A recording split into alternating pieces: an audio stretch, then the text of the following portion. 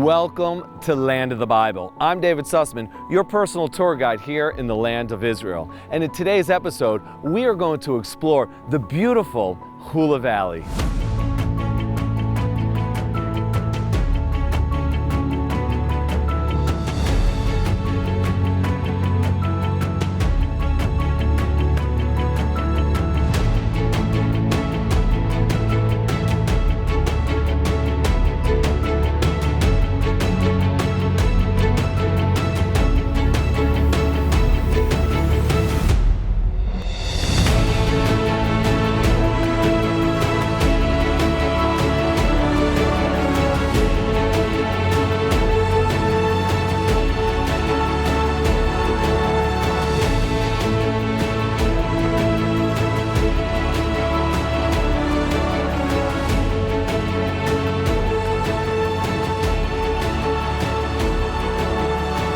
The Hula Valley is in Israel's northern region, just north of the Sea of Galilee.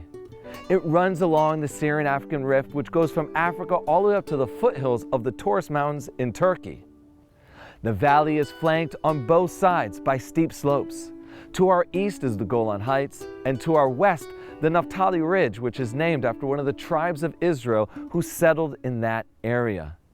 In the valley for a long time were swamps that carried mosquitoes who had malaria, which proved to be one of the difficulties of the modern Zionists who lived in this area.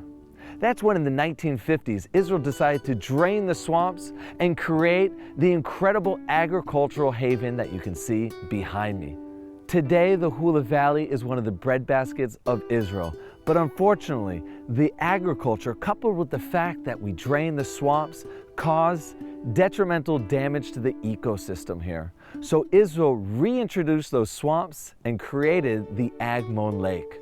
In addition to all of this, there is a tremendous amount of biblical archaeology. And today on Land of the Bible, we are going to discover all of this and so much more. So join me as we discover the Hula Valley.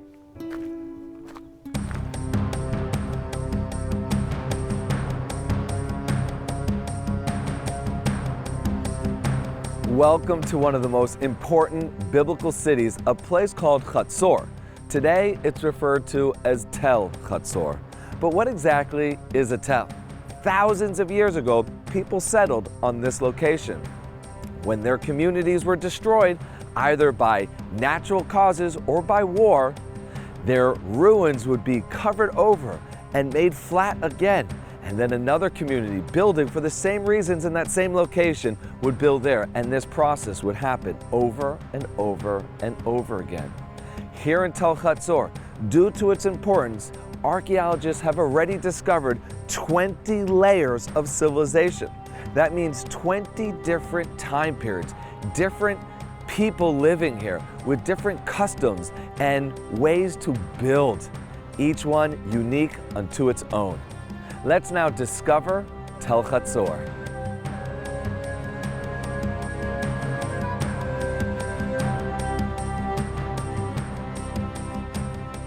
Archaeologists consider an excavation of 100 acres to be quite large. Well, they've already uncovered over 200 acres worth of ruins right here at Tel Chatzor, making it one of the largest in Israel. In addition, they've discovered some of the most well-preserved and significant artifacts anywhere in Israel, many of which are on display at the Israel Museum. In addition to this, they've actually found a strata of ruins that date back to the 3rd millennia BCE, roughly 5,000 years ago. And even though little is known of the civilization from back then, it's still an impressive discovery.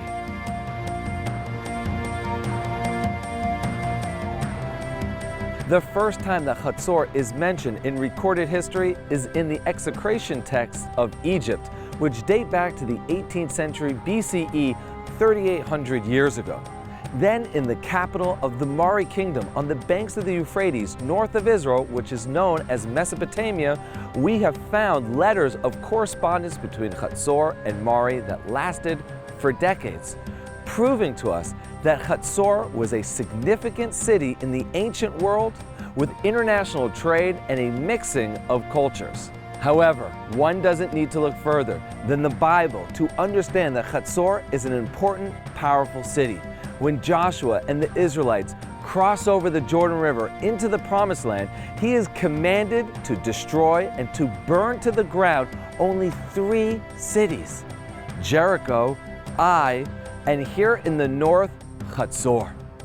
Archaeologists have discovered a layer of ash and the remnants of that massive fire that they have dated using carbon-14 dating and other various methods to have occurred in the 13th century BCE, the same time that the Bible speaks about Joshua, once again proving to us the historical accuracy of the Bible.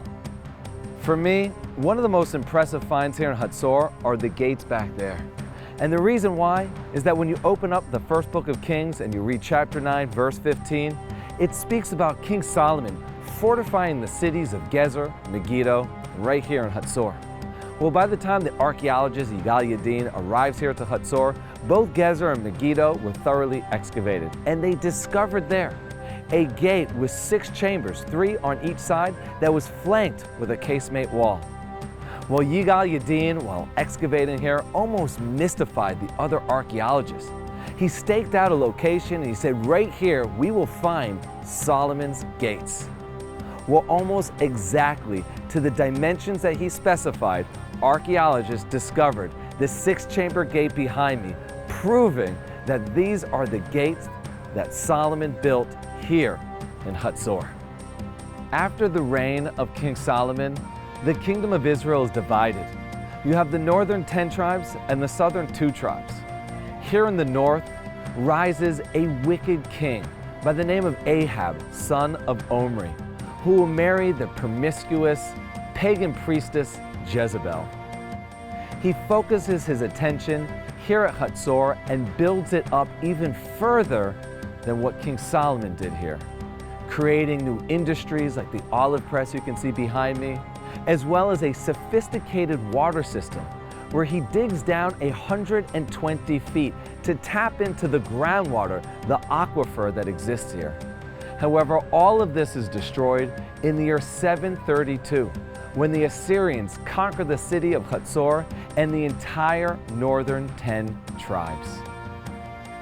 After this destruction of Hatzor at the hands of the Assyrians, Hatzor is never rebuilt to anything very prominent again.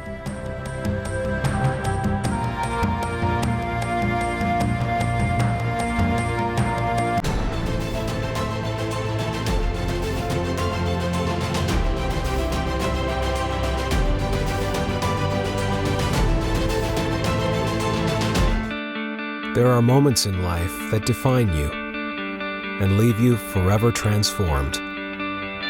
Like a once-in-a-lifetime journey to the source of your faith. Walk in the steps of Jesus and experience history beyond its words. Sail the ancient Sea of Galilee to the holy shores of the River Jordan. Your journey begins here.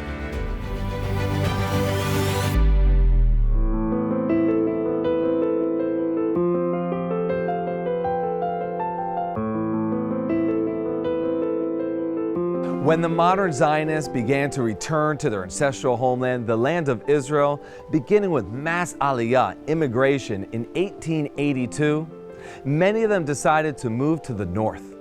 They went to established cities like the city of Sfat, but they also created new communities right here in the Hula Valley. In the south, they established Rosh Pina, and in the north, Metula. Metula expanded rapidly, and they tilled and farmed all the land surrounding the community. So 6 families decided to purchase property to the south in an area known as Telcha. They would commute every day from Metula to Telcha and back again. This took a heavy toll on them. That's when in 1907, a gentleman by the name of Chaim Karvesky decided he would build the courtyard that I'm standing in right now, that the 6 families could come and live here and till the land around this area. The community began to grow, and by 1918, it turned into Kibbutz Tel Chai.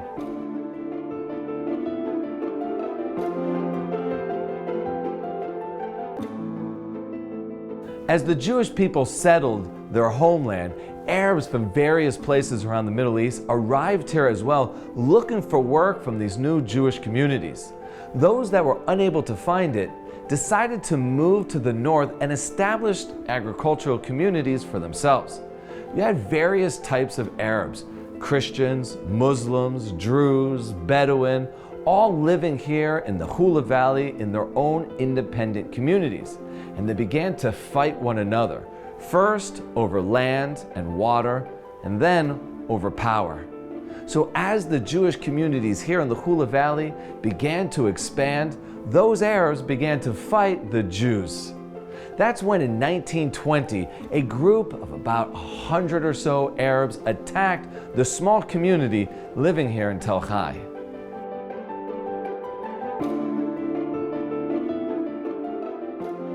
One of the individuals associated with Tel Hai is Yosef Trumpeldor, a shining example of that modern Zionist spirit. He was born and raised in Russia and even served in the army there, where he lost half of his left arm while fighting in the Russian-Japanese War. When he heard that he was going to be discharged due to his injuries, he demanded that he be returned to the front lines. While there, he was captured by the Japanese and spent 11 months in one of their prisoner of war camps. There, he met several other Jews and realized that the one true place he was meant to be was the land of Israel. Once he returned home, he became a leader in the Zionist movement and even returned to Europe in order to inspire hundreds of other Jews to return to Israel as well. Once back in Israel from that trip, he settled here in the north, seeing the importance to secure our foothold here for our eventual independence. He split his time between Tel Hai and Kfar Giladi, the two main communities here. When Tel Hai was under attack, he came immediately to defend the Yeshuv, the community here. Unfortunately, he was killed in that battle and is buried under the roaring lion of the Kfar Giladi cemetery, where the other 7 members of the Tel Hai community who were killed in that battle. Recent renovations here by the Jewish National Fund have turned Tel Hai into a state-of-the-art museum. Using multimedia presentations and interactive displays, visitors can learn about modern Zionism, the establishment of Tel Hai, the battles that were fought here, or kibbutz life like you can see on the display in front of me. Let's continue to learn more about the Hula Valley.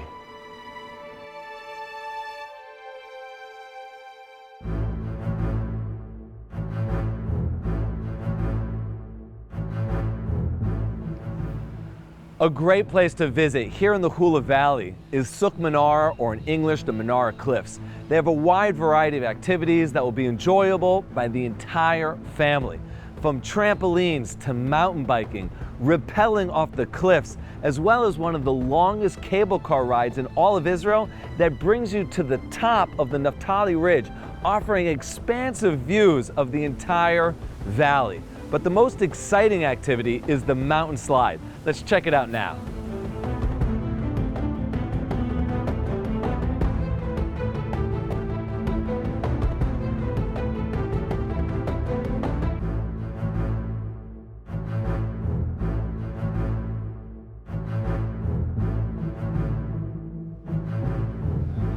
So we're roughly about a third of the way up the mountain right now, and you already have fantastic views of the Hula Valley with all the agriculture and the mighty Mount Hermon, the national parks, Banyas, Tel Dan, Chatzor.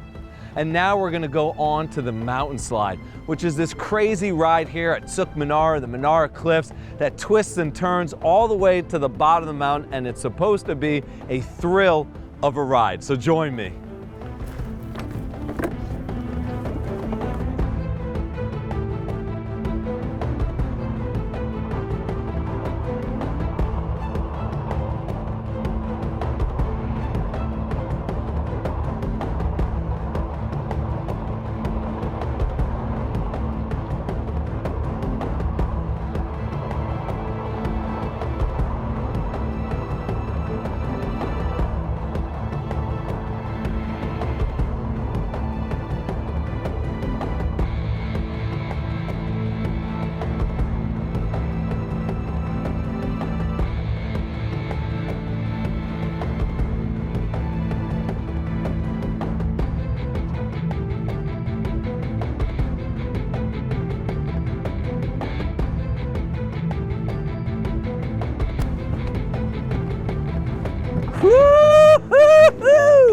Wow, that was incredible. Just whizzing around those corners, it felt like you were doing 100 miles an hour. If you got kids, you gotta stop here at Menara Cliffs for, if nothing else, just the mountain slide. What we're gonna do now is head over to the cable car and head up to the top of the mountain in order to garner these amazing views here of the entire valley. Come with me.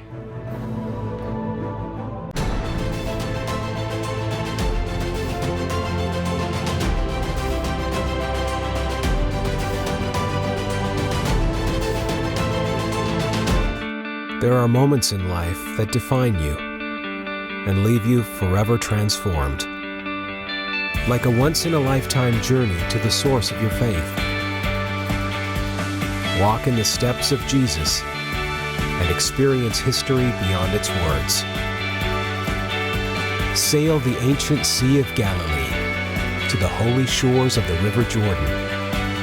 Your journey begins here.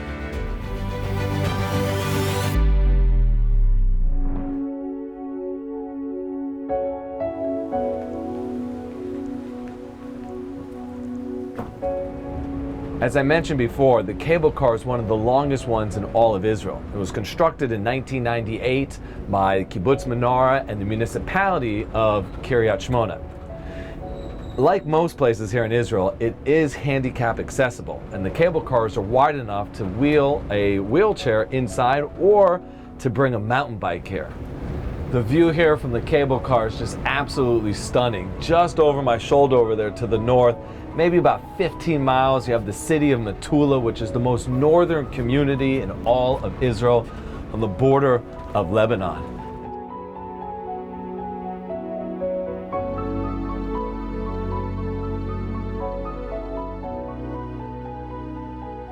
Once you arrive to the top of the Menara Cliffs from the cable car, you'll immediately notice how much more windy it is up here as you're on top of a mountain overlooking the Hula Valley. And from here you have a vantage point that gives you the opportunity to see the entire expanse of the valley from the Kinneret all the way to Lebanon.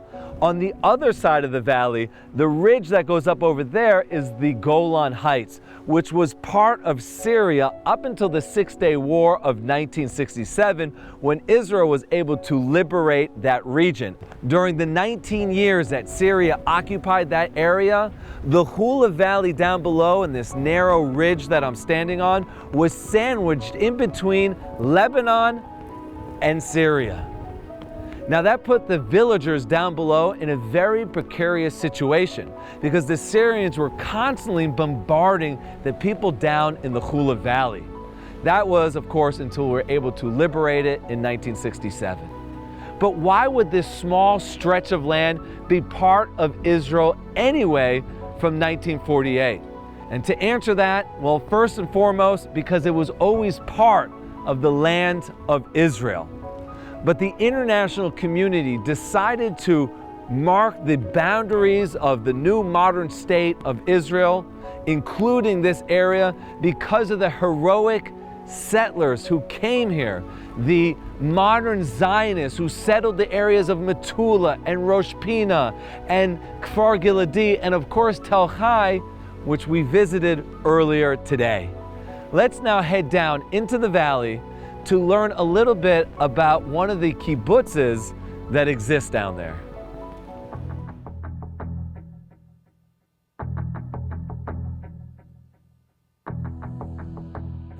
Many kibbutzes have been established here in the Hula Valley.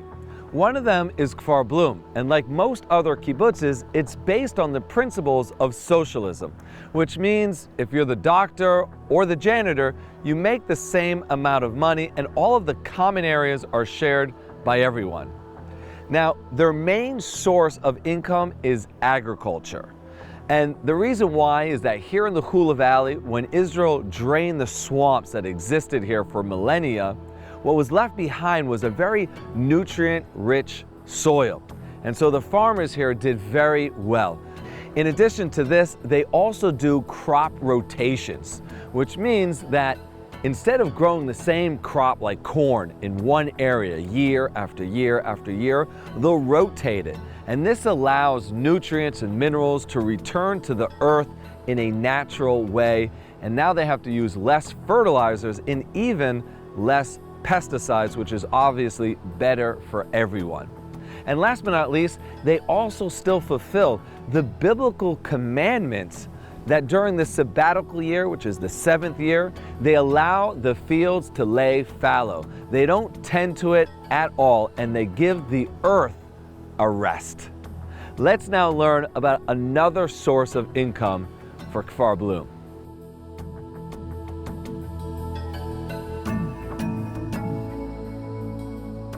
In addition to agriculture, Kfar Blum relies heavily on tourism as a source of income.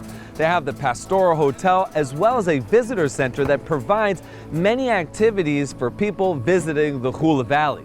They have a ropes course and a climbing wall that's suitable both for adults as well as children, and a zip line that goes right into the Jordan River.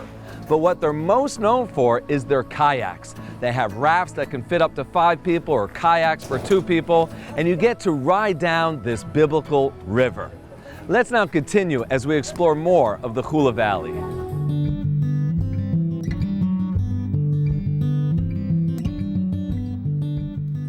We're here now at the Agamon Lake Nature Park with the chief tour guide, Imbar Rubin, and we're about to head out to the wetlands of the Hula Valley to see the wildlife and the birds that live in this area. Imbar, shall we go? Let's go. Okay.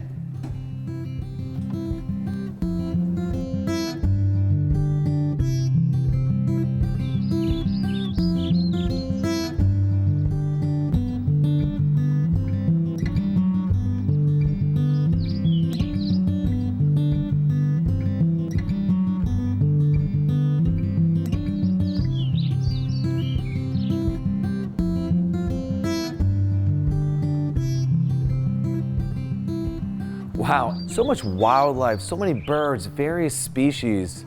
Why have they all come here? Well, this is one of the main migration routes for the birds in the world. There are more than 500 million of birds that migrate through Israel each season. Each season? Each season. So there's over 1 billion birds every year passing through Israel. Yeah. That's incredible. Can you tell us a little bit about some of the species we saw today? Well, we saw the crane. They are one of the most amazing birds you can see here.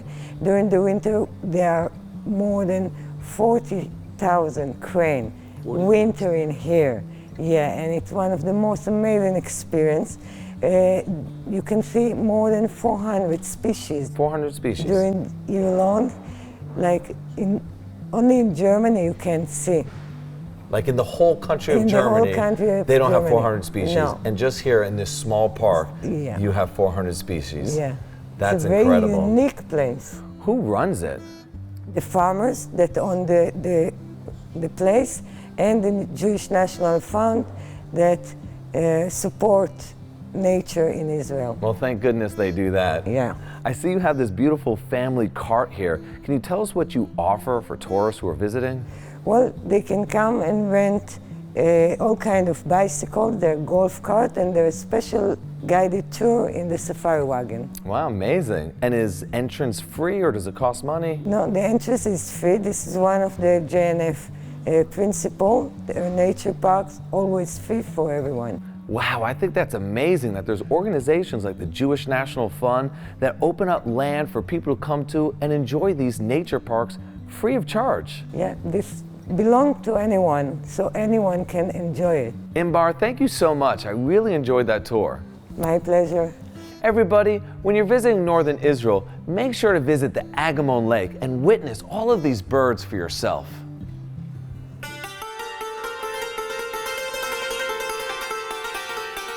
Right here in the capital of the Hula Valley, Kiryat Shmone, is a restaurant called Mama Cholsa. The name Cholsa was the original name of this area before it was changed to Kiryat Shmone after those 8 warriors who were killed in battle at Tel Chai. The owner, Shalom Peretz's family, arrived here in 1956 from Morocco, fulfilling a dream that was in their family for hundreds of years to return to their ancestral homeland, the land of Israel. Shalom's father, Shimon, was a builder and helped make Kiryat Shmona what it is today. However, Shalom didn't follow in his father's footsteps. He had a love of food, and he was always experimenting with his grandmother's recipes from Morocco. And he opened up Mama Cholsa, which features traditional Moroccan dishes with a plethora of salads and lots of various meats cooked with Moroccan spices. Well, this is going to be a feast, so stay tuned as we continue.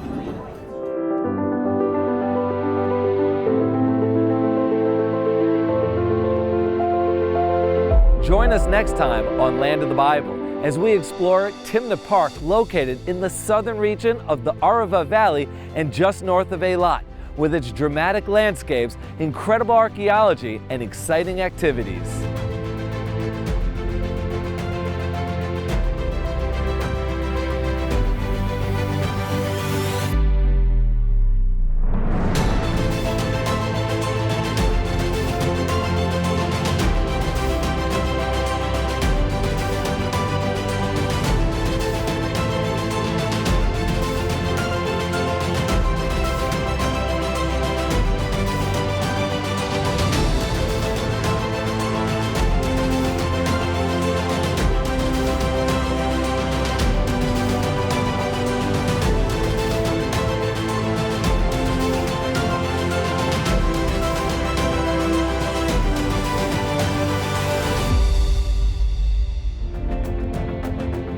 Wow, what an amazing day today has been as we've learned so much about the Hula Valley. Thank you for watching Land of the Bible. And remember, I'm David Sussman, your personal tour guide here in the land of Israel. Make sure to join us next time as we connect you to the people, places, and land of the Bible.